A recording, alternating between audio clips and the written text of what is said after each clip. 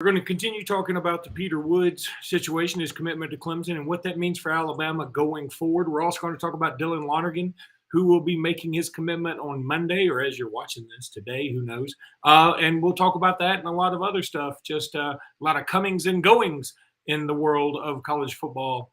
And so here we go with Locked On Bama. Locked On Bama, your daily podcast on the Alabama Crimson Tide. Part of the Locked On Podcast Network, your team every day.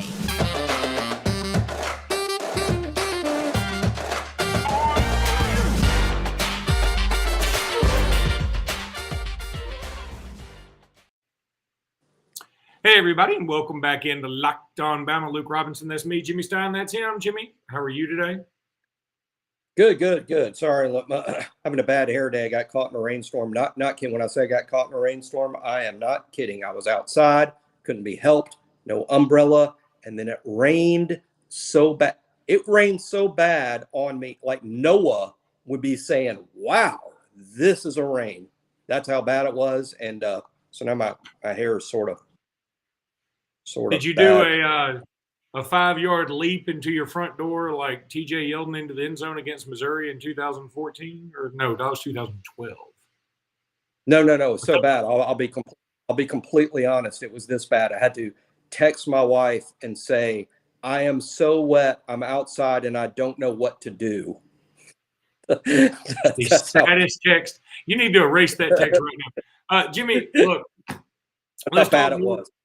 First of all, this episode is brought to you by LinkedIn, and we want to thank LinkedIn for being one of our new sponsors. We also want to thank you for being listening to us, a listener of us, and making us your first listen. We appreciate you guys. Listen, I want to read an interesting comment. This is from SPH Huntsville. He watches us on YouTube. Want to thank you.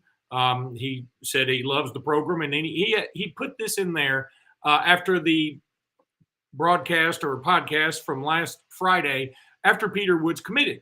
He said, "Let me say this. I was on James Clemens' staff from 2016 to 2021. I've sat in rooms with these kids and all of your favorite coaches. I went to the Nike camp in Atlanta recently. Fans don't want to accept this, but it's real. I'll use a slogan that Shamar James gave me out of his own mouth. Today's player is not yesterday's player. Fans want to say, oh, in 2016, this and that happened. These kids today want to play for coaches they can relate to. They don't want to be cursed out by 70-year-old plus dudes who barely even talk to them, especially D linemen. The times are changing. I challenge all of you to go back and listen to Corey Foreman's interview on why he didn't come to Bama, then go to listen to JT Tuamalo's dad and Walter Nolan's parents. All the same sentiment. Some players, not all, but most definitely some will not embrace Coach Saban's style anymore. Now, this is not to say he doesn't like Nick Saban. I'm just telling you this is one of our listeners. He went on and put some other stuff on there. You can read it in the comments section of the broadcast, the podcast from Friday, right? So I'm not going to just read his whole thing.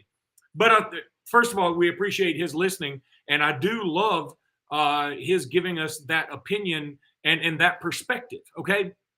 But I'll say this, and it seems to me that just like every time something happens, the knee-jerk reaction is, hey, this will ruin college football. You know, when you let freshmen start playing, that'll ruin college football. When you start throwing the ball versus running the wishbone, that'll ruin college football. When you put it all over TV instead of just letting ABC have a couple of games a weekend, that'll ruin college football. Expansion will ruin college football.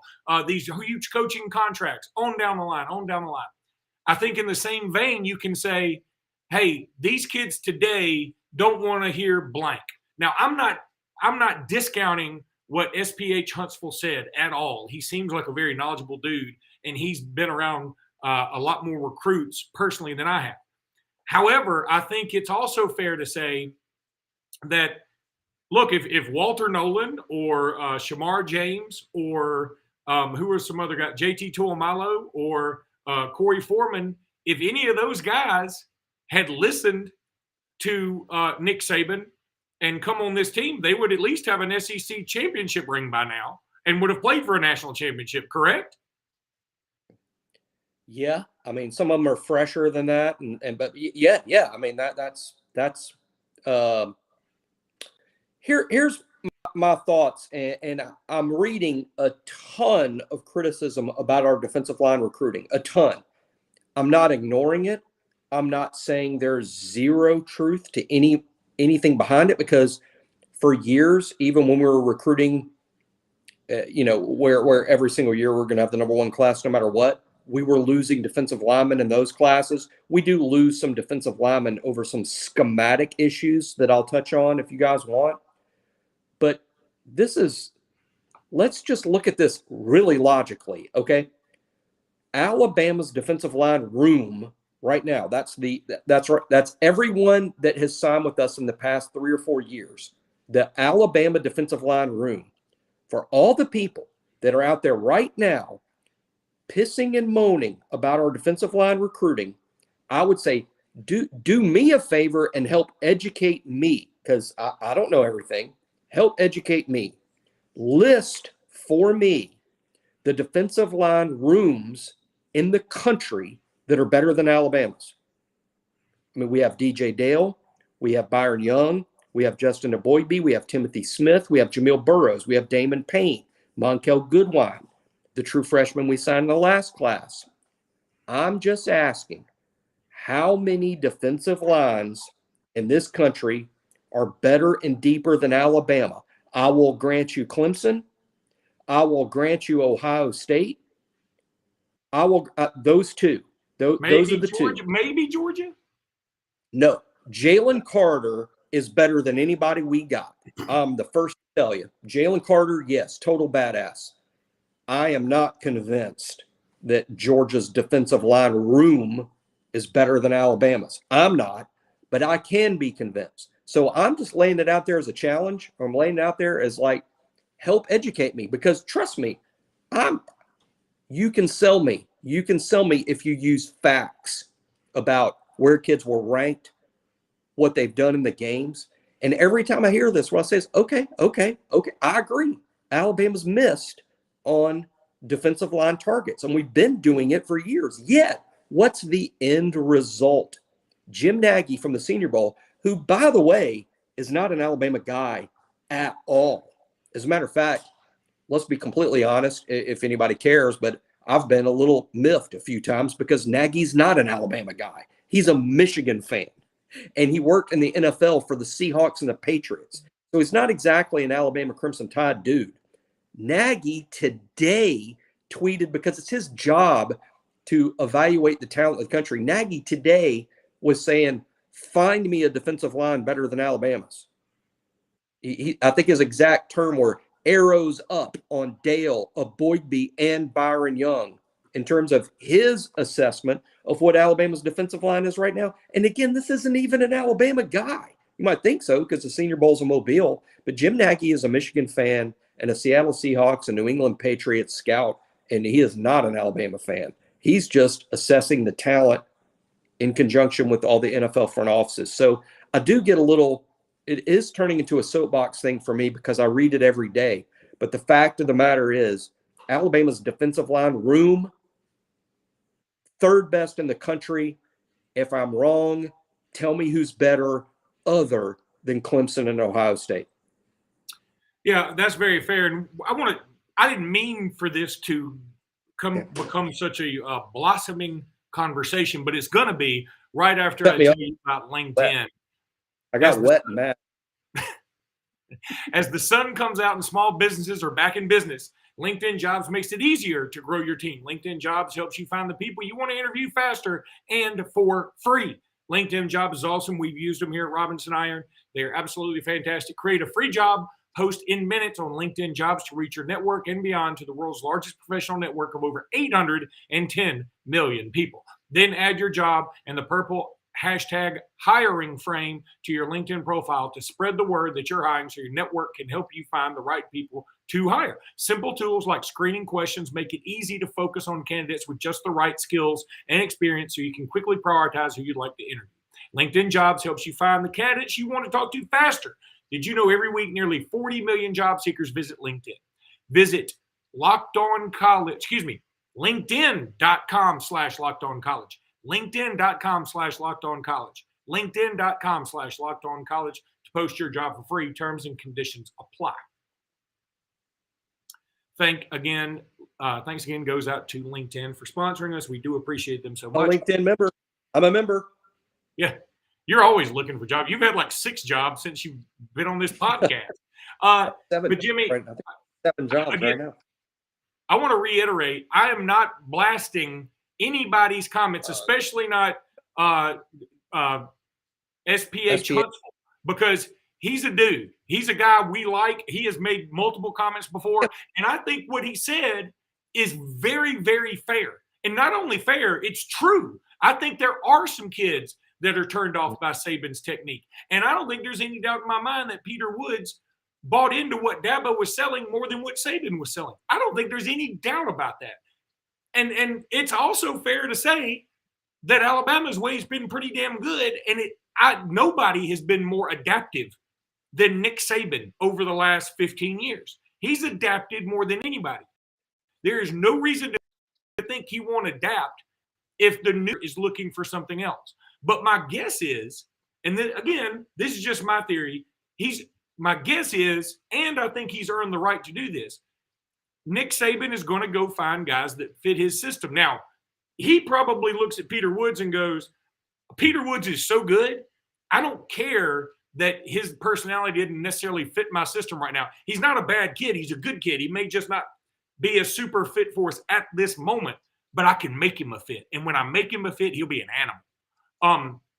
But I'm also thinking maybe somebody like Quinnen Williams was like that. Maybe Quinnen Williams, I can tell you personally, I lucked out, got on a first-class flight, sat next to Quinnen Williams, and was able to talk to him for a minute, took some pictures with him. It was fantastic. I'm going to post them. If I can find them, I'll post them on here. It was so cool. But even then, this was after he had been a rookie in the NFL. I was thinking, man, this kid just seems like he's a 12-year-old kid and just having fun, not intelligence-wise. I mean, like the way he approaches life. A 12-year-old kid in a 32-year-old professional wrestler's body. That's what he seemed like. And so he isn't necessarily a Saban bot, but Saban turned him into a badass. You know, we use the term Saban bot all the time for something like Jonathan Allen. He's the prototype, right? Saban bot. I mean, he's just a Saban bot. Saban would build him in a laboratory and say, this is what I want all football players to act like and to play like. And but not all good players have to be Saban bots, but he can. I think Saban got to Quinnen enough to make him realize, hey, I might still play with Legos or whatever, but I'm a badass when it comes to football, and I like to have fun. Shaquille O'Neal is a dude who likes to have fun. He's doing cannonballs off his yacht. I see it on Yahoo Pictures all the time. He's a dude that likes to have fun. He's also a badass basketball player. And so I'm coming back to this to say, just because Peter Woods doesn't necessarily fit the Saban system, number one, I don't think any Alabama fans out there should be saying, hey, Peter Woods didn't cut out for Alabama. That's not true. That's not right. Peter Woods could play anywhere in this country. That's something else that I noticed in the comments. I think some people took some of our comments the wrong way, and they were like, oh, y'all are just complaining you didn't get him. I was like, number one, we weren't complaining. We love Peter Woods. We want him on our team. Right? I'd take him on our team this exact second. Right now. Oh, yeah. And I would be happy for Alabama, happy for Peter, and happy for Coach Saban and Freddie. And no, I want Peter Woods absolutely right now this second. Didn't care for the way that they decided to make the announcement. I didn't care for that, but he might not care for the way that I do the podcast. So I get that. Yeah, that's right.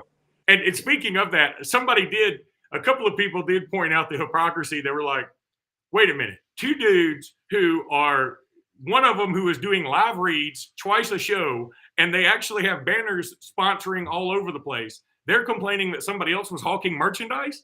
That is a fair, salient point. We get it. Now, the reason we are a show. That's the thing. Yeah. We are this is a show. That's true. That's what it is. But here's the thing. Nobody finds it weird that you advertise on a podcast. That's the only way you make money. But we have never seen it where you hawk your own merchandise at a recruiting announcement. That's what was weird to us. It wasn't that we were like, this is bad. I frankly, I'm like, this is pretty smart. I'm just not sure how I feel about it because the guise of amateurism is gone. But I'm just saying it was kind of weird. Now let's show. This is literally his was a recruiting announcement that became a show, that they made a show, and like this is a show. I mean, literally at On 3, we call our podcast shows. They don't even want us calling it a podcast because it's a show.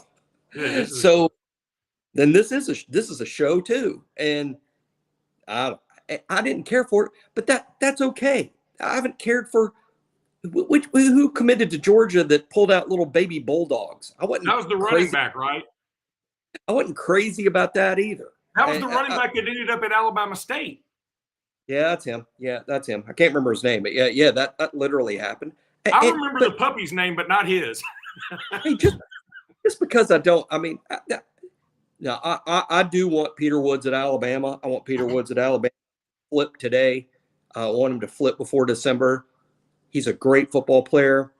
He's from Alabama. I want him to play football with Alabama. He's an Alabama fan. You grew up an Alabama fan. But I'll say, if he sticks with Clemson, great. Yeah. Great. Fine, too. Alabama will be fine. And for this generation doesn't want to play for Nick Saban. I think the last signing day was 5 months ago, because this is July, right? So that's month 7, and signing day was February. That's month 2. 5 months ago, I think Alabama signed the number 1 class. That's right. 5 months ago. Jimmy, days ago. I said something at the beginning, and I said JT Tuimalu, Shamar James. Who were the other 2 he brought up? Walter Shamar Nolan. Turner, right? Shamar Turner. Is it Shamar? No, it's Shamar Turner. Shamar James was Shamar James. Okay. Well, Shamar James, linebacker from Mobile. Shamar Turner was the linebacker from, defensive lineman that signed with A&M. He said Shamar James. He was talking about Shamar James. But anyway, okay. I said all these names, and this is how, recruiting gets so weird. But I'd forgotten that 2 of those guys just signed 5 months ago. It feels like they signed 6 years ago. In my head, I was like, when did Shamar James graduate again? Oh, 5 freaking months ago. How did I forget that? Because that's how recruiting works. You think about it all the time. You think about what's next, not what just happened. All right, Jimmy, here's what we're going to do. We're going to take a break right now, and then we're going to come back. I'm going to let you briefly touch on Dylan Lonergan, and I stress the term briefly because I do want to talk about some of these options that Alabama has. I'm not going to briefly touch anybody. Let's pick up the words.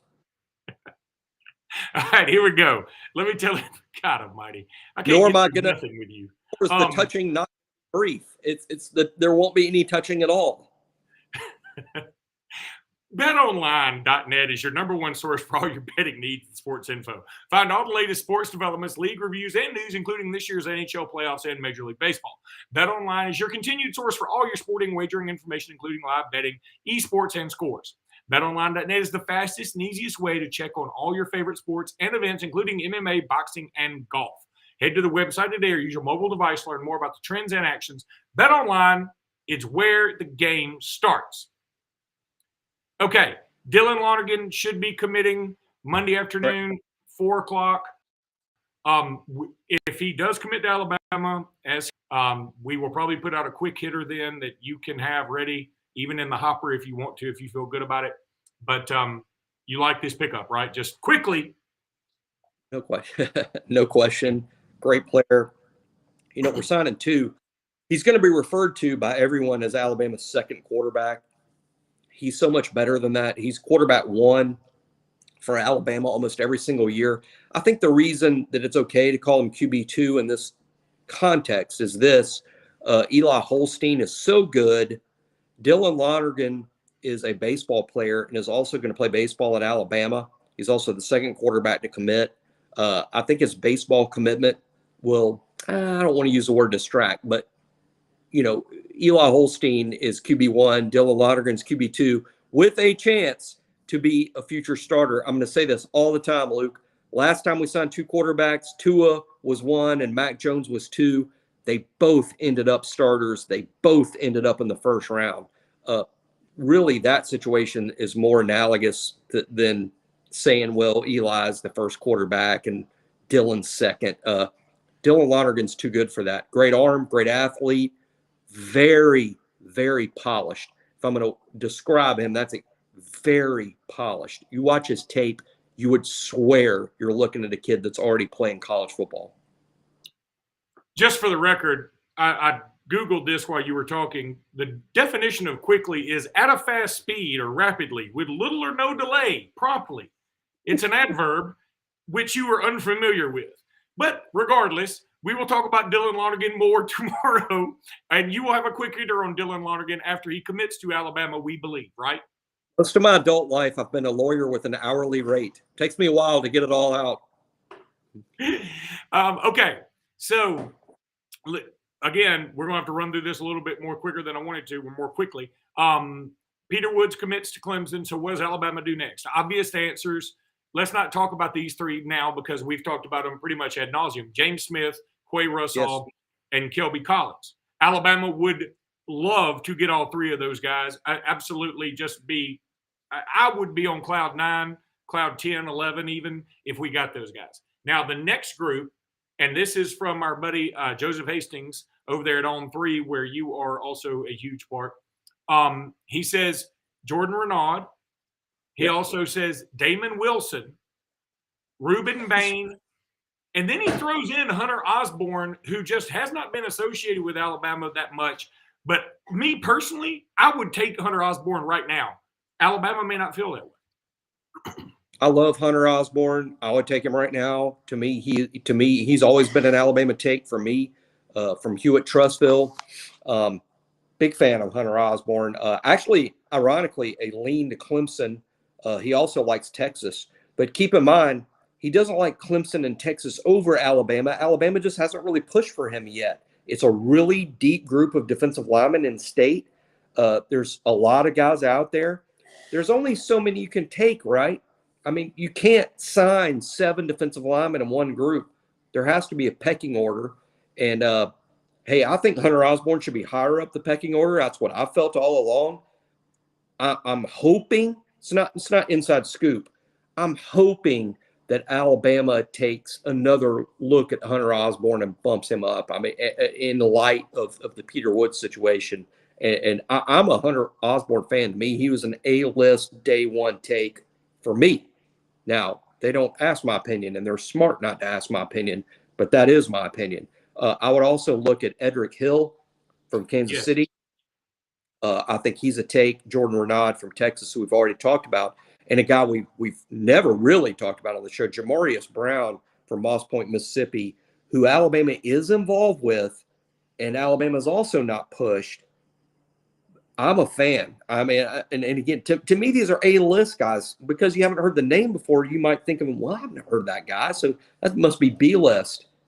Go watch the tape. There ain't no B-list. Jamarius Brown, by the way, per On 3, those people I work with that are pretty smart about this stuff, they have Jamarius Brown, the number 1 prospect in the entire state of Mississippi. Oh, wow. You know, and he's a defensive lineman, 6'4", 255, plays quarterback. Kicks off and makes the tackle on kickoffs that are just fun to watch, unless you're the poor sap returning the kick. But I'm just telling you, Jamarius Brown is another guy to take a long look at. Hunter Osborne, Tamarian Parker. It's a deep defensive line group. I'm not really worried about it. But am I trying to rip on Peter Woods or say there was too many commercials? And I hope for Alabama's sake that he flips to Alabama between now and December. Don't want anybody to mishear that. One other thing I want to throw out there. We thought Suntarine Perkins may be a member of this class by now. He is not committed. Richard Young gave Alabama fans another huge scare this weekend when he apparently just posted something on his Instagram about maybe Dante Moore, the badass quarterback, committing to Oregon. And it didn't have anything to do with him, but some people thought he had committed. Man, I'm going to tell you, it's been a hard 4 or 5 days as an Alabama fan in terms of just following recruiting when we're so used to good news. it's like we haven't gotten a lot of good news. So hopefully that changes with the commitment of Dylan Lonergan tomorrow. I would just say this: in part of this is NIL. Yeah. And part of it's the new world of recruiting. If you like merry-go-rounds and there's not ups and downs, it just goes at one speed, then shut off recruiting until signing day and check back in then. But if you love recruiting and you love to follow it, it's a roller coaster, especially now. There's ups and there's downs. And if you can't handle the downs, then switch to the merry-go-round and just check back in with us on signing day. I'm just saying, there are ups and downs, and there always has been, but they're more exacerbated now. So, yeah, I mean, we're going to follow that for you guys because we're aware of all the ups and the downs, even prior to and after commitments. Hey, this is just sort of the new world. And with NIL, like for instance, real quickly, James Smith is more higher rated than Peter Woods. He really is. No one ever talks about that, but that is a fact. James Smith is higher in the rankings than Peter Woods. I really like Alabama's chances with James Smith. That could really happen today. If you're like, hey, Jimmy, is James Smith going to sign with Alabama? I'll tell you, yeah, I think so. I think he is. But James Smith is so good, sometime between now and December, some dude running some company that's a fan of some other school could show up and say, hey, James Smith, you look like the face of my company. Here's $2 million. That's sort of the new rule. And if that happens, who am I going to get mad at? Nick? Yeah. Freddie Roach? No. Yeah, we're all getting mad at Freddie Roach. Look, I slammed my thumb in my car door today, and I blame Freddie Roach, okay? So don't tell me about blaming Freddie Roach. So I think we're going to sign James Smith. I think we'll get Smith and Russaw and Kelby Collins. I think so.